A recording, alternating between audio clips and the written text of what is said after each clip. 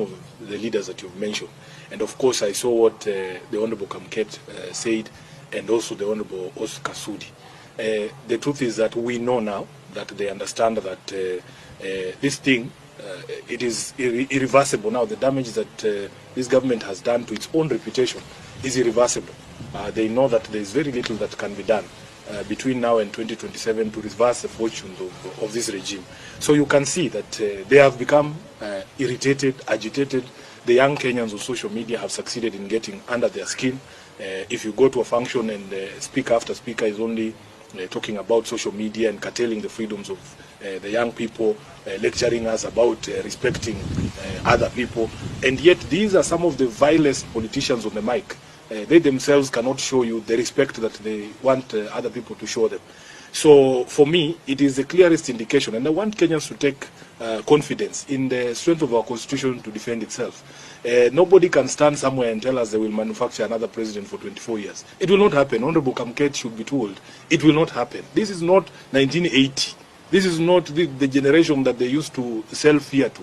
The Kenyan of today is a Kenyan who understands the constitution, their rights. They know for a fact that you cannot impose yourself on Kenyans.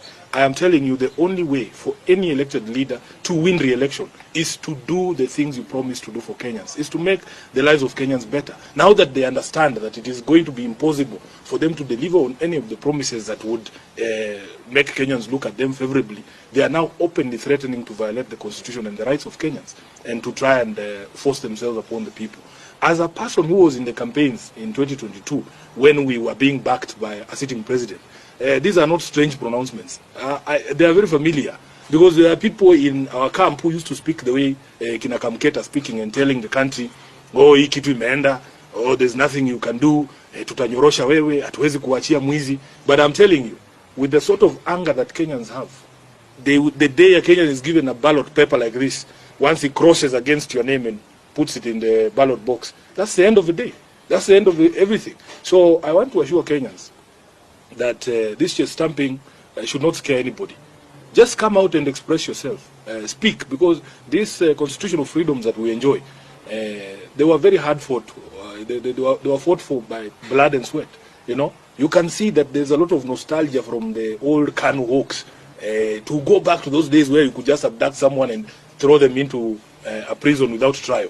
But at least that was the law then. It was legal. There was a law that backed that detention without trial.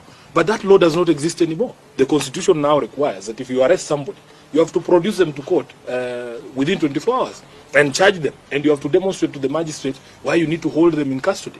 The reason why they are abducting these young people is because there is no law that exists that says you cannot insult a leader. There is no law that says that you cannot insult the president. In fact, our High Court has already said that the freedom of expression extends to insults. The freedom of expression does not mean I have to be nice to you. It doesn't mean that I am forced to say things that you want to hear. Freedom of expression means I have to speak the way I see things. And instead of them addressing, why are Kenyans so angry? How did we get here? Because after the president was elected in 2022, by all accounts, William Ruto was one of the most popular politicians in the country. What did he do in the intervening period to lead to a place where he's being insulted left, right, and center? Instead of addressing those questions, the cause, they are addressing the symptoms. And I can tell you, for as long as your policies and the actions of your government continue to make life more difficult for Kenyans, for as long as you don't demonstrate respect for the people, for as long as your court jesters, the ones you are talking about, are speaking to Kenyans in the way that they are speaking to them, then nobody is going to respect you. Respect is earned. It's not something you force. You cannot force people to respect you. Respect is earned from how you conduct yourself, how you relate with people, how you demonstrate respect for the people as required under Chapter 6 of the Constitution.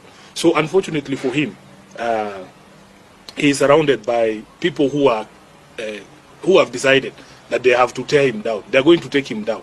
If there is anybody to be blamed for the one-term presidency of Ruto, it will be Kamket, it will be Oscar Sudi, and the likes who are surrounding him there, giving him bad advice, including my uncle Atwoli. Speeches from some of the leaders that you've mentioned. And of course, I saw what the Honorable Kamket said, and also the Honorable Oscar Sudi.